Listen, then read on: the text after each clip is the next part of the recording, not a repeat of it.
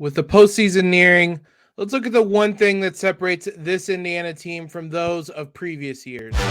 You are Locked On Hoosiers, your daily podcast on the Indiana Hoosiers. Part of the Locked On Podcast Network. Your team every day.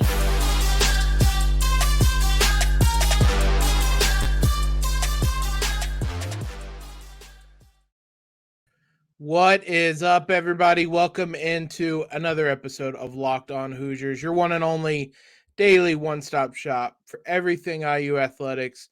I'm your host, as always, Jacob Rude. Want to thank you guys for making us your first listen every day. If you guys can, real quick, head on over to iTunes, Spotify, wherever you're listening to us at. Give us a quick 5-star rating.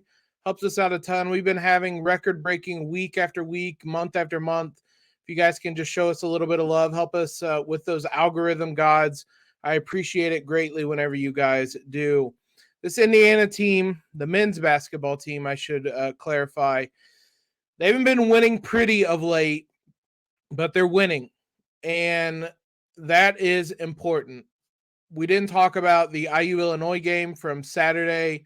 On Monday's episode, we dedicated that entirely to the women's basketball team as they won a share of the Big Ten Conference title. Figure we would talk about the men's team today. Start off talking about that Illinois game.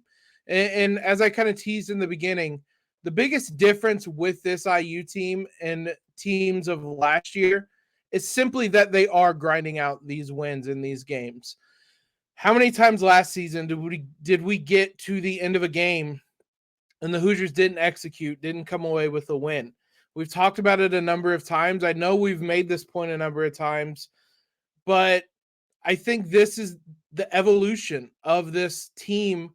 A lot of this core was around last season, and you're seeing this team having taken steps forward.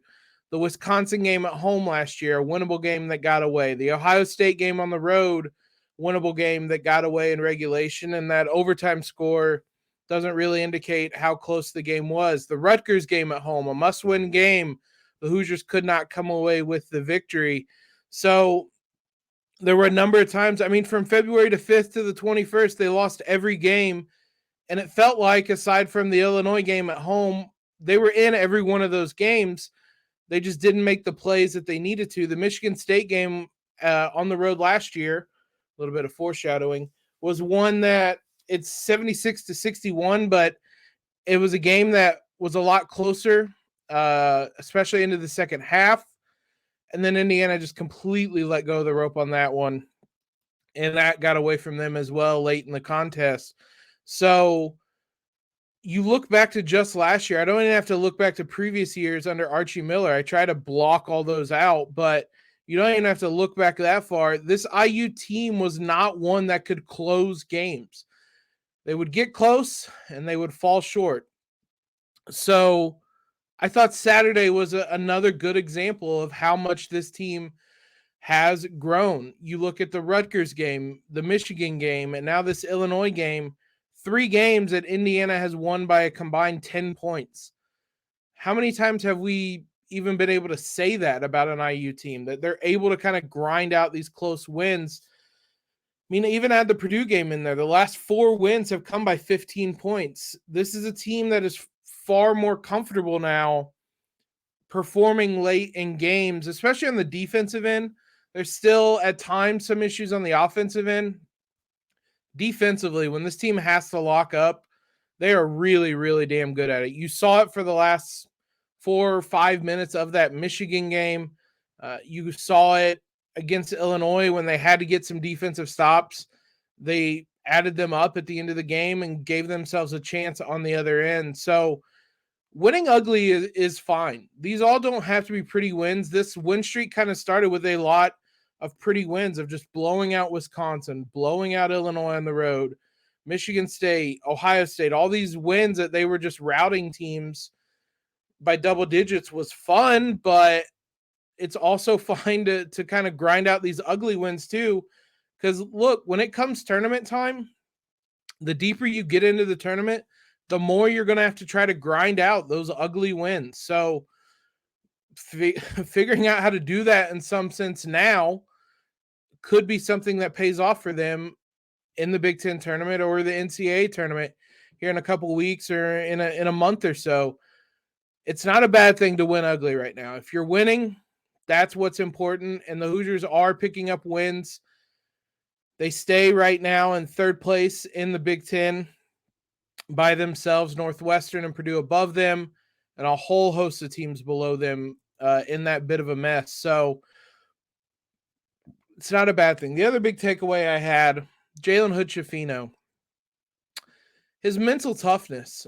He had another poor game, honestly, on Saturday. Did not shoot the ball well, was 4 of 14 from inside the arc, 1 of 3 from outside of it, so 5 of 17 in total. He takes a lot of shots that the guards in general do this that are just ill-advised. I use guards really love kind of mid-range pull-ups, which aren't efficient shots, and especially aren't efficient shots when you take them inside of 10 seconds in the shot clock.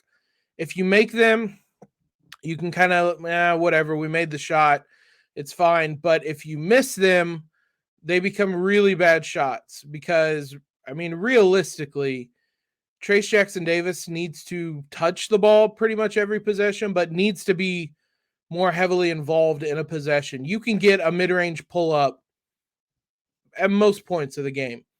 I think Jalen at times settles for that, and it's not always the best shot, but come late in games, I'm not sure there's another guard in the Big Ten that I would want because he can make those big plays. He's done it a number of times, made the big play against Illinois.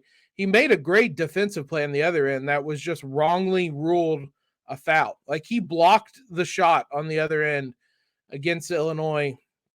They called it a foul. You look at the Purdue game, he had a pair of buckets at the end of the game, making the big plays there.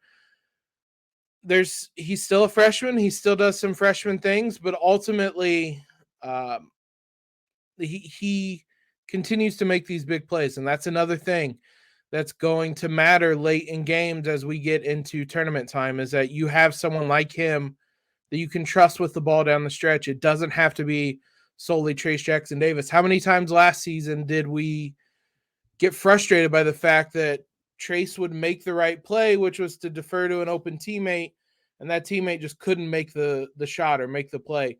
Now you don't even have to go to Trace late in games because they're putting, I mean, if you look, they routinely run a high ball screen with Jalen and Trace, and Jalen more often than not is taking the shot. So he's comfortable in those moments. He's not deterred by a poor shooting night. He which I think speaks to his overall mental toughness, though. The fact that he went into those final minutes having a really bad shooting night again didn't really impact the fact that he made a couple of big plays on both ends of the court. So those are all things that are going to matter come tournament time. This is a tournament team, and that is going to matter come tournament time, that they're able to kind of grind out these wins with that mental toughness. Just as long as they get deep enough into the tournament, knock on wood. Being upset would be awful, but as long as they get deep into the tournament, that's going to matter against a lot of these bigger teams. Let's look ahead to tonight's game, IU versus Michigan State. Get you everything you need to know about that contest. Before we do that, let's talk about Built Bar. You guys have heard me rave about them repeatedly. If you're looking to stay true to your New Year's resolutions by getting healthier, Built Bar is the bar for you because healthy is actually tasty with them. They're covered in 100% real chocolate, which is the best part about them. There's no catch there. It is real, 100% real chocolate, yet it's still only 130 calories, 4 grams of sugar, and 17 grams of protein.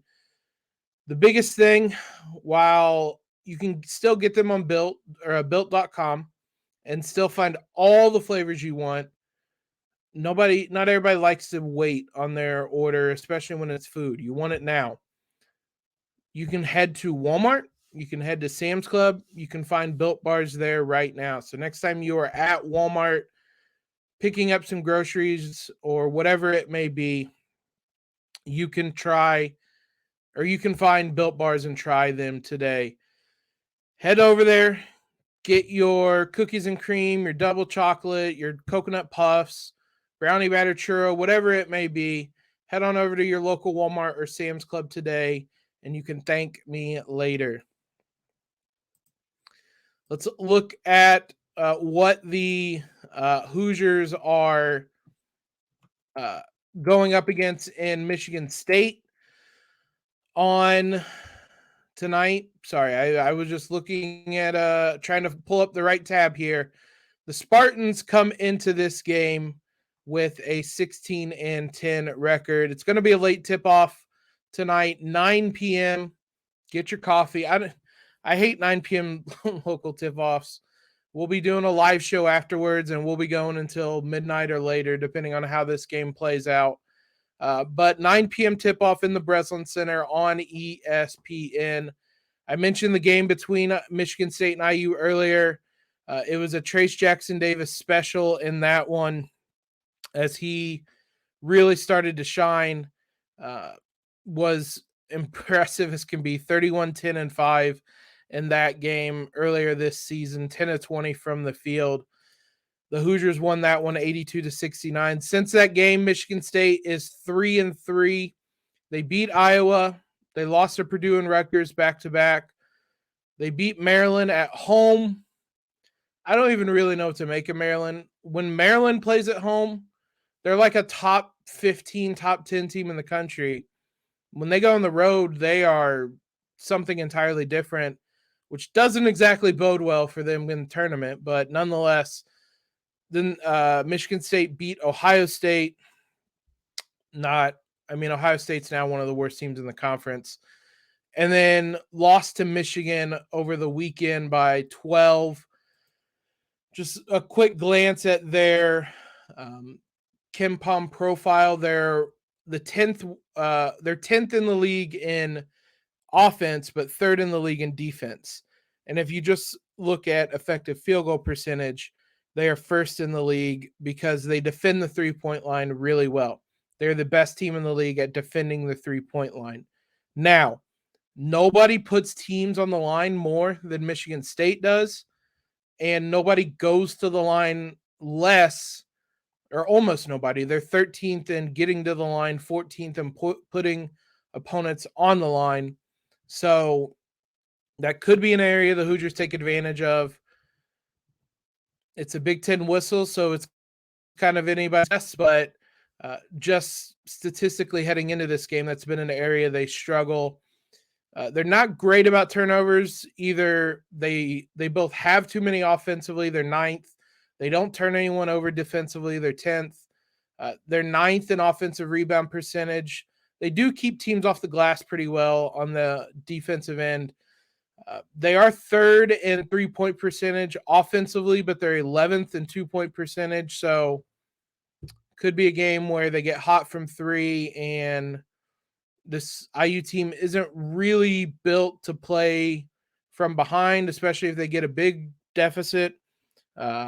Just the lack of volume and three-point shooting tends to come back to bite them if they're trying to make big comebacks, as we've seen multiple times this year. Michigan State does shoot well at the line, so while they don't get there often, they do make them. They're 3rd best in the conference at 76%. And then they just don't really have a ton of size. They don't when it comes to block percentage, they're 12th. Steal percentage and just live ball turnover percentage, they're 11th in both of those. So that is on defense. So IU's had a problem turning the ball over. This Michigan State team isn't really a team that turns the ball over or forces them to turn the ball over. So we'll see if IU can kind of take advantage of that. It seems to be more self-inflicted wounds than anything when IU turns the ball over. So hopefully that is something that they can curtail, because that's going to come back to bite them in the tournament as well. Just big picture, in general, this is a very hot and cold Michigan State team. They're 350th in the country in defensive turnover percentage. So there's no reason IU should have a bunch of turnovers tonight. There, I say that. I mean, it's probably going to happen, but Michigan State just doesn't force them. They're also 349th in getting to the line. So this is a handsy IU team that tends to put people on the line. That shouldn't be the case on tonight. Like you don't put them at the line any extra because they're a team that will make you pay there as well. IU has lost 23 of the last 25 meetings in the Breslin Center. The last 2 wins, you probably can remember them, not just because of their scarcity, but just the way they happen. Randomly in 2019, Archie won against Michigan State when Michigan State was like one of the best teams in the country. Just randomly went to the Breslin Center and won that game. It didn't matter. They still went to the NIT that year. The other one is far more memorable. 2012, 2013, when IU beat Michigan State with Vic, with Cody. One of the more memorable games, I think, from that season. I specifically remember watching that game when I was supposed to be studying in the library. Everybody in the library was watching that game. So those are it. Those are the only two wins in the last 25 games at the Breslin Center. So this is a step, just a small step above Wisconsin's arena in terms of places the Hoosiers do not pick up victories at. So we'll see if they're able to continue to break that mold tonight. Ken Palm doesn't think so. Has Michigan State favored by 1, with the Hoosiers having just a 44% win probability. These next 2 games are going to be tough. Back-to-back road trips to Michigan State and Purdue. If you go 1-1, I think you take that 10 times out of 10 because 0-2 seems far more likely right now. FanDuel, same thing. Hoosiers are a 3.5-point underdog, plus 134 money line. So Vegas certainly doesn't believe this Hoosiers team is capable of breaking that curse. Fair enough. IU hasn't looked great on the road of late. The Northwestern loss, grinding out a Michigan win, but then the Maryland loss. The Minnesota win was very ugly. The last time they looked impressive, maybe the only time they looked really impressive on the road, was against Illinois or Xavier at the very beginning of the season. So I don't blame them for not favoring Indiana on the road. It's another thing they're going to have to address, is just how much they struggle on the road. But this is a second to last road game. Neutral site is an entirely different animal. So away from Assembly Hall has been kind of a general problem with this team. Look at the Arizona and Kansas games and the slow starts they got there. Just not looking like you want to be anywhere else, but the game is probably a good start for this contest. Don't come out and let them jump out to a 10, 12-point lead and have the fans going crazy. That would be my recommendation. It's a tough one, I know. Deep analysis there, but don't fall behind by a bunch right away is what I would recommend. We'll be live after that game to talk about hopefully a win, but either way, we'll be live to talk about that one. Let's look at the rankings. The newest polls have come out. The men's team dropped, unsurprisingly. The women's team, though, they have a first place vote. Let's talk about that and where both teams land in one of the final polls of the regular season. We'll do all that here in a minute. Thanks again, guys, as always, for making us your first listen. Let's look at the men's poll first. We'll save the best for last. Indiana, not surprisingly, considering they lost to Northwestern, drops to 17th, 3 spots in the AP poll, 2 spots in the coaches poll, but 17th in both ultimately. Northwestern jumped into the polls. They're up to 21st in the AP poll, 22nd in the coaches poll. So that's who IU lost to. That's probably why IU didn't fall that much. Purdue continues to tumble down. They are now 5th on both polls, so that's going to be a top 20 matchup this weekend, IU versus Purdue, but Purdue is kind of coming tumbling down since going into Assembly Hall undefeated. They've struggled, and we'll talk about that game eventually, but Purdue no longer feels like this mountain that's impossible to summit, especially for IU, who has already done it. But it continued to be a lot of movement in the top 25 this year. It's insane. There's still only 3 Big Ten teams ranked, and I guess rightfully so. It's the 3 teams that are 1, 2, and 3 in the poll. Nobody else is particularly close. Maryland received votes, and Illinois received votes, and neither are anywhere close to getting enough votes to be in the poll. That's for the AP. It applies the same for the coaches poll. Maryland and Iowa and Rutgers all got votes, but nowhere near enough to be anywhere near consideration. So it really feels like it's kind of I don't want to say a 3-horse race, because these 3 aren't even guaranteed to finish 1, 2, 3. But I think those 3, Purdue, IU, and Northwestern, are clearly the 3 best teams in the conference right now. How much that matters, we don't know, but the conference as a whole doesn't really. There's always this narrative about not having a national champion. The odds aren't great. I'll say that's going to change this year, especially if Purdue is a top seed. That team is not built to win a national title. The women's side is very interesting. The AP poll came out on Monday.